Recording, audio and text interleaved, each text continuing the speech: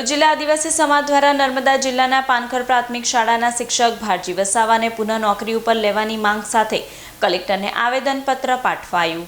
ભરૂચ જિલ્લા કલેક્ટર કચેરી ખાતે ભરૂચ જિલ્લા આદિવાસી સમાજ દ્વારા એક આવેદનપત્ર પાઠવવામાં આવ્યું હતું, જેમાં જણાવ્યા અનુસાર નર્મદા જિલ્લાના દેડિયાપાડા તાલુકાના માથરસા ગામના વતની અને પાનખર પ્રાથમિક શાળાના શિક્ષક ભારજી વસાવા દ્વારા પોતાના ગામમાં પાણીની સમસ્યા અંગેનો વિડીયો વાયરલ કર્યો હતો। જે વાયરલ વિડીયોમાં ભરૂચ લોકસભા ભાજપના ઉમેદવાર મનસુખ વસાવા ઉપર ટિપ્પણીઓ કરવામાં આવી હતી, જે બાદ તેઓને તાત્કાલિક પાનખલા પ્રાથમિક સ્કૂલમાંથી સસ્પેન્ડ કરી દેવામાં આવ્યા હતા, જેના કારણે આદિવાસી સમાજમાં સરકારના પ્રતિનિધિઓ સામે રોષની લાગણી ફેલાઈ જવા પામી છે।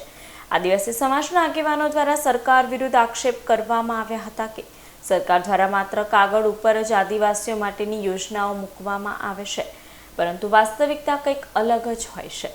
આદિવાસીઓ માટેનું સ્મશાન ગૃહ પણ ઉપલબ્ધ નથી, ત્યારે સરકાર માત્ર આદિવાસીઓને જૂઠા વાયદા કરે છે, પણ આદિવાસીઓ માટે કોઈ વિકાસના કામ કરવામાં નથી આવી રહ્યા।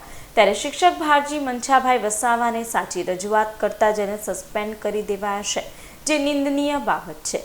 આદિવાસી સમાજ આને વખોડી નાખે છે અને શિક્ષક ભારજી મંછાભાઈ વસાવાને પુનઃ નોકરીમાં લેવામાં આવે તેવી માંગ કરી હતી। ન્યાય આપો ભાઈ, ન્યાય આપો આદિવાસીને, ન્યાય આપો ન્યાય આપો ભાઈ, ન્યાય આપો આદિવાસીને, ન્યાય આપો ન્યાય આપો ભાઈ, ન્યાય આપો આદિવાસીને, ન્યાય આપો ન્યાય આપો ભાઈ, ન્યાય આપો આદિવાસીને, ન્યાય આપો ન્યાય આપો ભાઈ, ન્યાય આપો આદિવાસીને, ન્યાય આપો। હાલમાં દેડિયાપાડા તાલુકામાં જે બનાવ બન્યો છે, જેણે પાણીની રજૂઆત કરી એવા ગુરુજીને કોઈ પણ કારણ બતાવ્યા સિવાય સસ્પેન્ડ કરવામાં આવ્યા છે, જેનાથી એમના પરિવારને સામાજિક રીતે બહુ વેઠવાનું થયું છે। મારું એટલું કહેવું છે કે નર્મદા ડેમ એટલો મોટો બનાવવામાં આવ્યો છે કે જેના પાણી સૌરાષ્ટ્રથી માંડી કચ્છ સુધી જાય છે, અને એની બાજુમાં ખાલી 1.5-2 કિલોમીટર દૂર રહેતા માણસોને જો પાણી નહીં મળતું હોય તો આ બાબતની રજૂઆત કરવી યોગ્ય છે કે કેમ, અને એ માટે જ એમણે જે આ રજૂઆત કરી છે, અને રજૂઆતના અનુસંધાનમાં એમની બદલી કરવામાં આવી છે।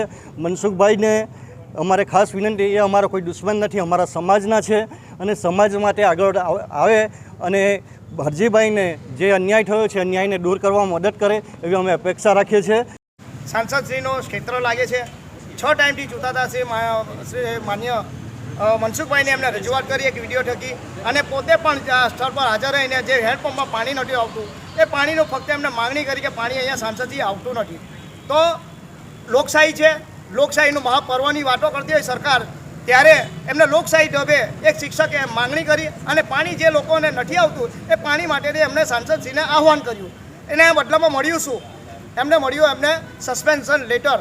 એના માટે આજે સમગ્ર ભરૂચ જિલ્લો નહીં પણ ગુજરાતની જનતા પણ આ ભાજપા સરકારને જાણી ગઈ છે કે જ્યારે વિકાસની તમે વાતો કરો છો તે વિકાસરૂપી એક શિક્ષક જે ગુરુ બ્રહ્મા, ગુરુ વિષ્ણુ, ગુરુદેવ મહેશ્વરા, ગુરુ સાક્ષાત પરબ્રહ્મ તસ્મૈ શ્રી ગુરુદેવ, જ્યારે ગુરુને આટલી બધી ઉપાધિ આપી હોય અને ગુરુનું આજે અપમાન થતું હોય, એને ફક્ત ને ફક્ત મૌખિક એને બરતરફ કરવામાં આવતા હોય, એના અનુસંધાનમાં સમગ્ર આદિવાસી સમાજ તરફથી અમે એને વખોડી કાઢીએ છીએ અને શિક્ષકને પાછા ભાનભેર લેવામાં આવે એવી અમે આજે મહામુહિમ રાજ્યપાલ શ્રી કલેક્ટરશ્રી દ્વારા માંગણી કરીએ છીએ। મુખ્ય મુદ્દો એ છે કે અમારા સાહેબશ્રીને જે નોકરીમાંથી છૂટા કરવામાં આવ્યા છે એમને પાછા પરત બોલાવવામાં આવે અને એમની નોકરી આપવામાં આવે।